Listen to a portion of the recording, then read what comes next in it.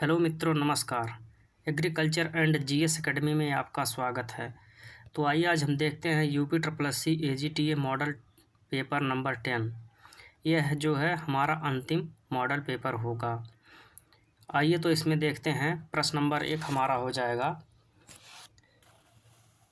निम्न में से अरेबल फसल का उदाहरण है। तो दिए गए ऑप्शनों में सभी है, तीनों ऑप्शन सही। आलू, तंबाकू और धान। एक ही खेत में निश्चित पंक्ति डिफाइंड लाइन में दो या दो से अधिक फसलें एक साथ उगाना क्या कहलाता है? तो यह अंतरा फसलें कहलाता है। अगले प्रश्न की तरफ बढ़ते हैं। प्रश्न नंबर 3 हमारा हो जाएगा, भूमि की उर्वरा शक्ति व उत्पादन शक्ति बढ़ाने हेतु पेड़ों की पंक्तियों के बीच फसलें उगाना क्या कहलाता है? इसे गली क्रॉप और एले क्रॉप कहते हैं, यानी कि ऑप्शन नंबर हमारा जो है डी सही हो जाएगा। अगले प्रश्न की तरफ बढ़ते हैं। गेहूं व सरसों की अंतरा फसल जो है, अंतरा फसल पद्धति में गेहूं व सरसों की पंक्ति का अनुपात कितना रखते हैं? तो 9:1 गेहूं और सरसों। अगले प्रश्न की तरफ बढ़ते हैं। प्रश्न नंबर 5 हमारा हो जाएगा, फसल चक्र का मुख्य उद्देश्य क्या होता है? तो फसल चक्र का उद्देश्य हमारा जो होता है, जो है मृदा की उर्वरता को बनाए रखना ही प्रमुख उद्देश्य होता है। आगे की तरफ बढ़ते हैं। निम्न में से एले फसलों का उदाहरण है। प्रश्न नंबर 6 का हमारा ऑप्शन नंबर डी हो जाएगा। ये जितनी हैं सभी हैं, हल्दी, अदरक और शकरकंद। अगले प्रश्न की तरफ बढ़ते हैं। प्रश्न नंबर हमारा 7 हो जाएगा, निम्न में से C3 प्लांट का उदाहरण है। तो C3 प्लांट वे प्लांट होते हैं जो C3 पादप वे पादप होते हैं जिसका मुख्य एंजाइम जो है रुबिस्को होता है, C3 पादप कहलाते हैं। अगले प्रश्न की तरफ बढ़ते हैं। नहीं, जो इसका तो आंसर हो जाएगा ऑप्शन नंबर डी, धान। C4 मक्का है, बाजरा है और गन्ना, ये सभी C4 प्लांट हैं। C3 धान। अगले प्रश्न की तरफ बढ़ते हैं। निम्न में से C4 प्लांट का उदाहरण है। तो C4 प्लांट का उदाहरण आपको बताना है प्रश्न नंबर 8 में। तो ये जितने दिए हैं, मक्का, चौलाई और ज्वार, ये भी जो है C3 पादप के उदाहरण हैं, C4 के। ऑप्शन नंबर डी सही हो जाएगा। अगले प्रश्न की तरफ बढ़ते हैं। निम्न में से प्राकृतिक ऑक्सीजन किसे कहते हैं? प्राकृतिक ऑक्सीजन जो है नेफ्थलीन एसिटिक एसिड को कहते हैं, इसलिए ऑप्शन नंबर हमारा ए सही हो जाएगा। अगले प्रश्न की तरफ बढ़ते हैं। अगला प्रश्न हमारा है, कोशिका विभाजन के लिए मुख्य जिम्मेदार हार्मोन कौन सा होता है? तो मुख्य जिम्मेदार हार्मोन साइटोकाइनिन होता है। अगले प्रश्न की तरफ बढ़ते हैं। कोशिका विभाजन के लिए मुख्य जिम्मेदार हार्मोन्स हो गया या साइटोकाइनिन होता है। अगला प्रश्न हमारा है,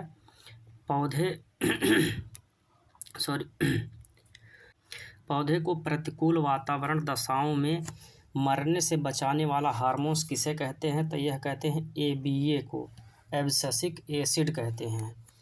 अगले प्रश्न पे चलते हैं। प्रश्न नंबर हमारा 12 हो जाएगा, केंद्रीय शुष्क बागवानी संस्थान CIAR कहाँ स्थित है? तो यह बीकानेर में स्थित है। अगले प्रश्न की तरफ चलते हैं। प्रश्न नंबर 13, ऐसे क्षेत्र जहाँ औसत वार्षिक वर्षा जो है 750 से 1150 mm वर्षा होती है, उन क्षेत्रों में खेती करना कहलाता है, क्या कहलाता है? तो उसे ड्राई लैंड फार्मिंग कहते हैं, शुष्क भूमि खेती कहते हैं। जहाँ पर जो है 75 सेंटीमीटर से कम वर्षा होती है, वहाँ पे हम शुष्क खेती करते हैं। 75 mm यानी कि 750 mm से कम 75 सेंटीमीटर उसे कहते हैं। अगले तरफ बढ़ते हैं। निम्न में से रंध्र बंद करने वाले प्रति उत्सर्जक पदार्थ हैं, तो यह है PMA।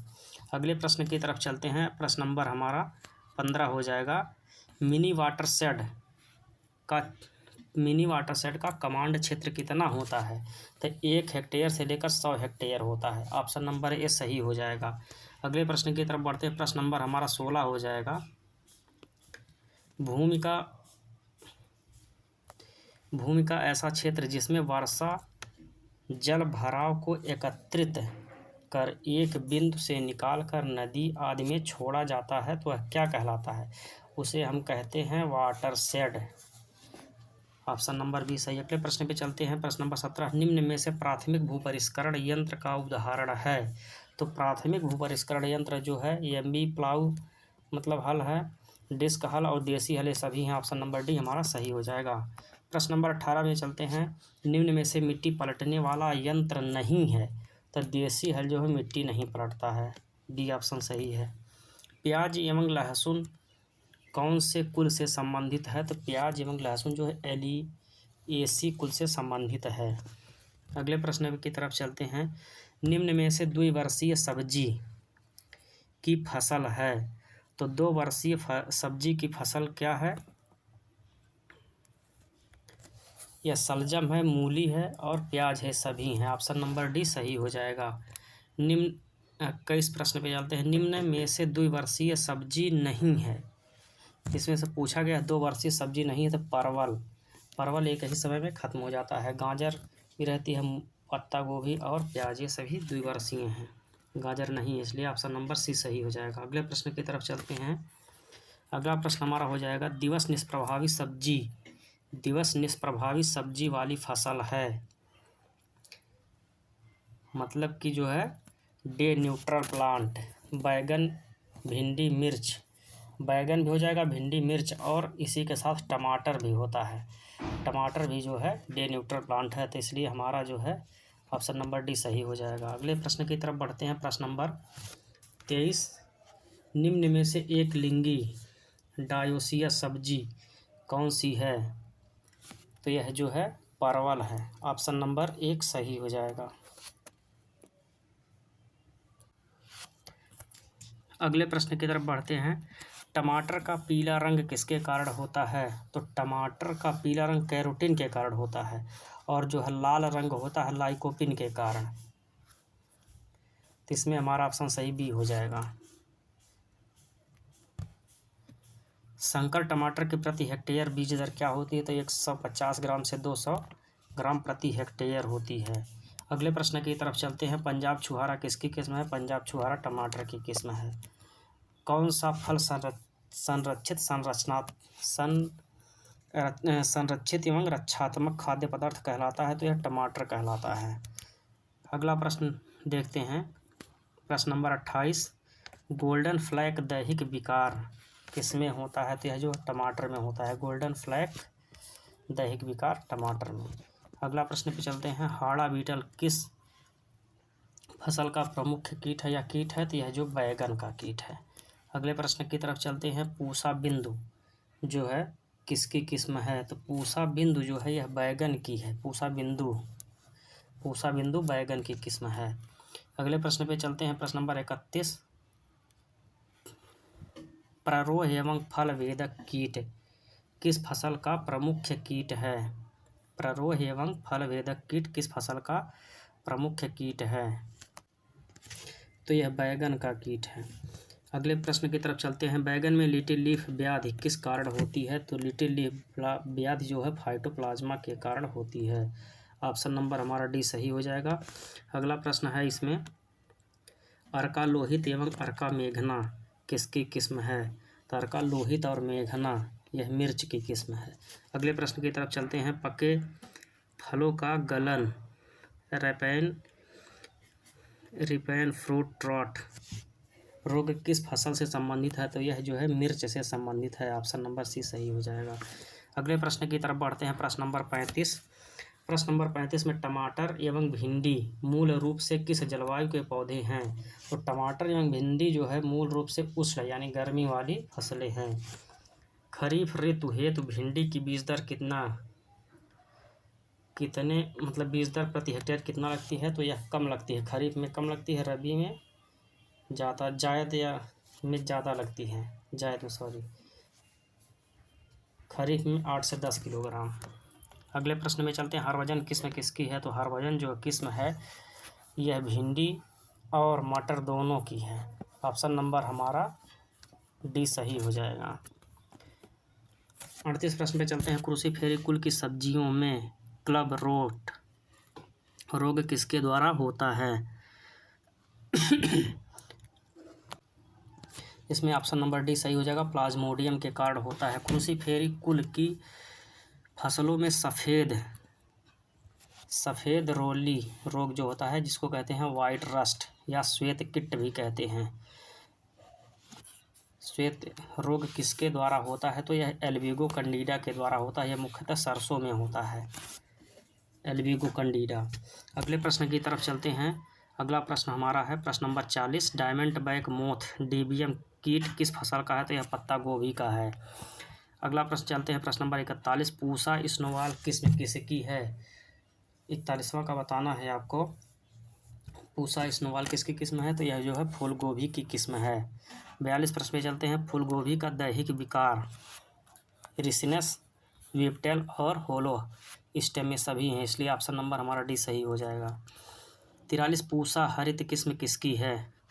पूसा जो है हरित किस्म किसकी है? यह पालक की है, ऑप्शन नंबर बी सही। गोमा मंजरी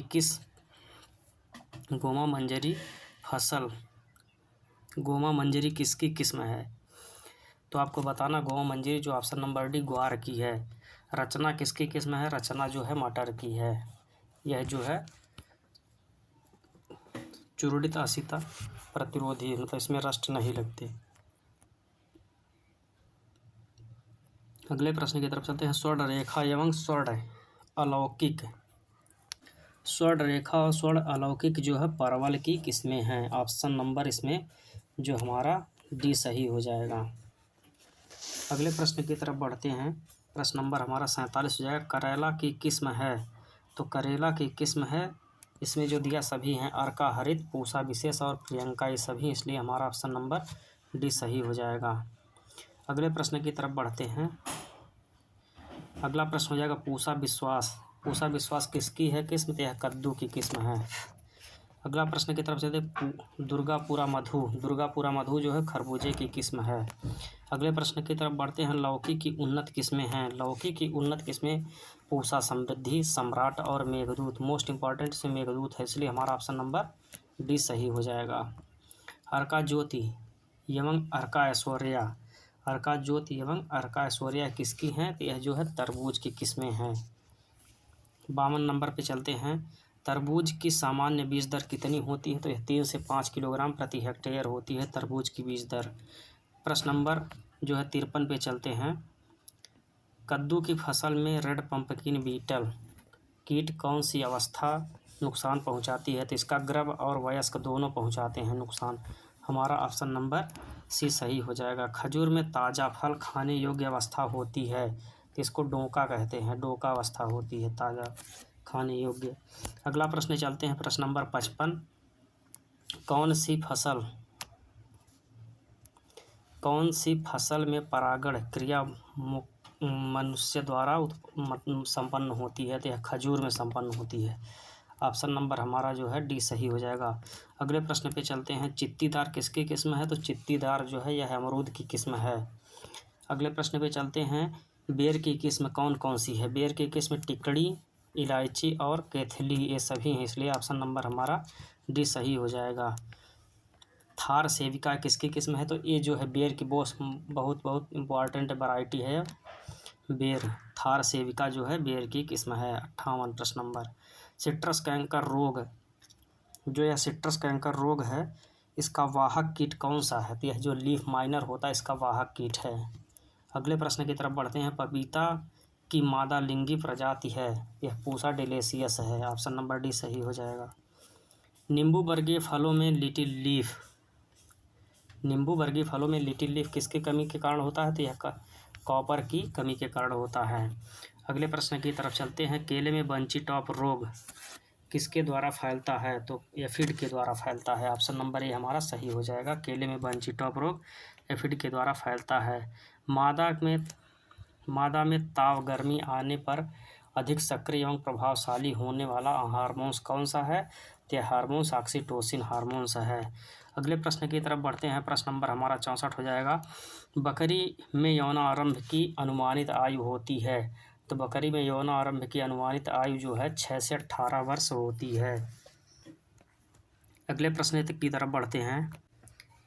अगला प्रश्न हमारा है रक्त का पीएच कितना होता है। तो रक्त का पीएच जो है 7.4 पीएच होता है। नेक्स्ट क्वेश्चन है प्रश्न नंबर जो है 66। लंगड़ा बुखार बीक्यू रोग का वाहक है। तो इसका ऑप्शन नंबर ये सही हो जाएगा, क्लोस्ट्रीडियम चेऊआई। 67 क्वेश्चन देखते हैं। बछड़ों में निष्कलिकायन डीबडिंग हेतु उपयुक्त आयु होती है। तो बछड़ों में जो है यह 4 से 10 दिन की आयु होती है। ऑप्शन नंबर हमारा जो है ये सही हो जाएगा। अगले प्रश्न पे चलते हैं। ट्रोकार कैनुला उपकरण का उपयोग प्रायः गौवंश हेतु किया जाता है। तो यह किसके लिए किया जाता है। तो अफारा के लिए किया जाता है, पेट से गैस निकालने के लिए। दाने में सामान्यतः क्रूड फाइबर होता है। दाने में जो है 18% से कम होता है, इसलिए ऑप्शन नंबर हमारा जो है डी सही हो जाएगा। अगले प्रश्न की तरफ बढ़ते हैं। सही कथन है। तो सही कथन चारे में क्रूड फाइबर जो 18% से कम व जो है इसमें टीडीएन जो है 60% नहीं, चारे में क्रूड फाइबर जो 18% से अधिक होता है और टीडीएन जो है 60% से कम होता है, इसलिए ऑप्शन नंबर हमारा ये सही हो जाएगा। अगले प्रश्न पे चलते हैं। 1 ग्राम वसा के अपूर्ण ऑक्सीकरण से उत्पन्न ऊर्जा कितनी होती है। तो जो है 9.3 किलो कैलोरी ऊर्जा होती है। अगले प्रश्न की तरफ चलते हैं। हे बनाने में सूखे चारे में नमी की मात्रा अधिक नहीं होनी चाहिए। कितने प्रतिशत से अधिक नहीं होनी चाहिए। तो यह जो है 15% से अधिक नहीं होनी चाहिए। अगले प्रश्न की तरफ बढ़ते हैं। प्रश्न नंबर हमारा हो जाएगा 73। भैंस को प्रति 100 किलोग्राम भार पर दिए जाने वाले शुष्क आहार की मात्रा कितनी होती है। तो यह 3 किलोग्राम होती है। 100 किलोग्राम पे 3 किलोग्राम। अगले प्रश्न की तरफ बढ़ते हैं। पशुशाला की सफाई के लिए फार्मेलिन का कितना प्रयोग करते हैं। तो यह जो है फार्मेलिन का 2 से 5% प्रयोग करते हैं। ऑप्शन नंबर सी सही हो जाएगा। अगले प्रश्न की तरफ बढ़ते हैं। ये जो है 5 से 7 दिन के चूजों को कौन सा टीकाकरण किया जाता है। तो रानीखेत का टीकाकरण किया जाता है। और मेरक्स में 1 ही दिन के बच्चे होते हैं, तुरंत इसका टीकाकरण किया जाता है मेरक्स डिजीज़ में। अगले प्रश्न की तरफ बढ़ते हैं। बछड़ों में रासायनिक विधि से सींग रोधन हेतु कौन सा रसायन काम में लेते हैं। तो सींग रोधन हेतु जो कास्टिक सोडा का प्रयोग किया जाता है। अगले प्रश्न की तरफ बढ़ते हैं। अगला प्रश्न हमारा है फेरोइंग है। तो फेरोइंग क्या है। सूअर के ब्याने की क्रिया को हम फेरोइंग कहते हैं। भेड़ को ब्याने की क्रिया को लंबिंग कहते हैं। बकरी को किडिंग। अगले प्रश्न पे चलते हैं। प्रश्न नंबर हमारा हो जाएगा 78। राजस्थान की सबसे महीन ऊन वाली भेड़ की जो है नस्ल कौन है। तो यह जो है चोखला है। 78 का हो जाएगा फर्स्ट ऑप्शन। अगले प्रश्न की तरफ बढ़ते हैं। गाय के गुणसूत्रों की संख्या होती है। तो गाय में जो है गुणसूत्र की संख्या जो है 60 होती है। ऑप्शन नंबर ये सही हो जाएगा। वह मादा जो कभी गर्भान्वित नहीं होती वह क्या कहलाती है। तो नल्ली पेरा कहलाती है। क्या कहलाती है। नल्ली पेरा। अगले प्रश्न की तरफ बढ़ते हैं। अगला प्रश्न हमारा है गायों में बैंक्स डिजीज को कहते हैं।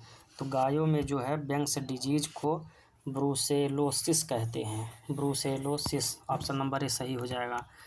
82 प्रश्न पे चलते हैं। मध चक्र की सबसे लंबी प्रावस्था होती है। तो 82 में यह जो होती है डाइस्टर अवस्था होती है। ऑप्शन नंबर ये सही हो जाएगा, डाइस्टर्स। प्रश्न नंबर 83 पे चलते हैं। कृत्रिम गर्भाधान के लिए एक मिनी स्ट्रा में कितनी सीमेन की मात्रा होती है। तो यह जो है 0.25 ml होती है, मतलब 1/4 ml। अगले प्रश्न की तरफ चलते हैं। सांप के जहर के प्रति अच्छी औषधि है। तो पोटेशियम परमैंगनेट है, इसे धुलते हैं। अगले तरफ चलते हैं। अगले प्रश्न की तरफ। कौन से धातु का यौगिक पशु को देते हैं जिससे शरीर में विटामिन B12 यानी कि कोबाल्ट की मात्रा जो है में बढ़ जाती है, सहायता मिलती है। तो यह जो कोबाल्ट क्लोराइड दिया जाता है जिससे विटामिन B12 बढ़ जाता है। अगले प्रश्न पे चलते हैं। प्रश्न नंबर हमारा हो जाएगा 86। जुगाली करने वाले पशुओं में यथार्थ आमाशय कौन सा होता है? तो उसको कहते हैं एबोमेज़म कहते हैं। ऑप्शन नंबर सी, यथार्थ या सत्य आमाशय, जिसको कहते हैं ट्रू आमाशय। अगले प्रश्न पे चलते हैं। रतौंधी रोग किस विटामिन की कमी से होता है? तो यह विटामिन ए की कमी से रतौंधी रोग होता है। अगला प्रश्न चलते हैं। घेघा रोग यानी ग्वाइटर डिजीज किसके कमी के कारण होता है? तो यह जो है आयोडीन की कमी के कारण होता है। आगे चलते हैं। पास्चेरा मल्टासिडा कारक है, यह किसका है? तो यह गलागोटू का होता है। अगले प्रश्न की तरफ बढ़ते हैं। अगला प्रश्न हमारा हो जाएगा। गर्भपात होना विशेष लक्षण है। गर्भपात होना विशेष लक्षण है ब्रूसेलोसिस। अगले प्रश्न पे चलते हैं। मिल्क फीवर रोग है। मिल्क फीवर जो है मेटाबॉलिक रोग है जिसमें जो है कैल्शियम की कमी हो जाती है शरीर में। अगले प्रश्न की तरफ चलते हैं। प्रोजेनी टेस्टिंग है। तो प्रोजेनी टेस्टिंग में नर सांड के चयन की विधि को हम प्रोजेनी टेस्टिंग कहते हैं। प्रश्न नंबर 93 देखते हैं। किस जानवर में सीमेन की मात्रा सबसे अधिक होती है? तो ऑप्शन नंबर इसका सी हो जाएगा। सूअर में सबसे अधिक सीमेन की मात्रा होती है। 94 प्रश्न पे चलते हैं। Ln2 मतलब लिक्विड नाइट्रोजन जिसको कहते हैं का तापक्रम कितना होता है? तो लिक्विड नाइट्रोजन का तापमान -196 डिग्री सेल्सियस होता है। भैंस में मधुचक्र की लंबाई होती है। तो भैंस में मधुचक्र की लंबाई 21 दिन की होती है। 96 प्रश्न पे चलते हैं। असत्य कथन है। तो असत्य कथन क्या है? भेड़ के मीट को मटन कहते हैं, बकरी के मीट को या बकरे के मीट को च्यवन कहते हैं। यह गलत है।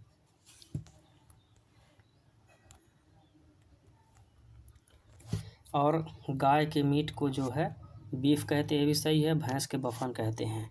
तो हमारा यही राइट आंसर हो जाएगा। बी गलत है। PFA 1994 के अनुसार प्रिवेंशन ऑफ फूड अडल्ट्रेशन इसका फुल फॉर्म हो जाएगा के अनुसार गाय के दूध में जो है फैट जो है 3.5% और SNF सॉलिड नॉट फैट मतलब कि वसा रहित ठोस पदार्थ जो है 8.5% पाया जाता है। यह 1994 के अनुसार इतना रखा गया है मानक, इतना होना चाहिए। 3.5% फैट और SNF 8.5%। अगले प्रश्न की तरफ चलते हैं। घी में स्वतंत्र वसा की मात्रा पाई जाती है। तो 98 का हो जाएगा हमारा ऑप्शन नंबर सी जो है 0.5% पाई जाती है। आइए देखते हैं हम 99 क्वेश्चन। सर्रा रोग का कारक है। तो यह कौन सा कारक है सर्रा रोग का? तो इसका ऑप्शन नंबर ए सही हो जाएगा। ट्रिप्नोसोमा इवानसी, ऑप्शन नंबर ए सही हो जाएगा। अगले प्रश्न की तरफ चलते हैं। निम्न में से एंटीसेप्टिक नहीं है। तो एंटीसेप्टिक जो है यह लाइसोल नहीं है, बोरिक एसिड भी है और लाल दवा और डिटॉल, ये सभी जो है एंटीसेप्टिक का कार्य करते हैं। घाव को सुखाने या धोने के लिए प्रयुक्त किया जाता है। तो आज के लिए इतना ही। ये हमारा 100 क्वेश्चन कंप्लीट हुआ। फिर आते हैं हम कुछ और लेकर के इसके बाद और विभिन्न प्रीवियस ईयर के प्रश्नों को लेकर के आएंगे। तब तक के लिए धन्यवाद, नमस्कार।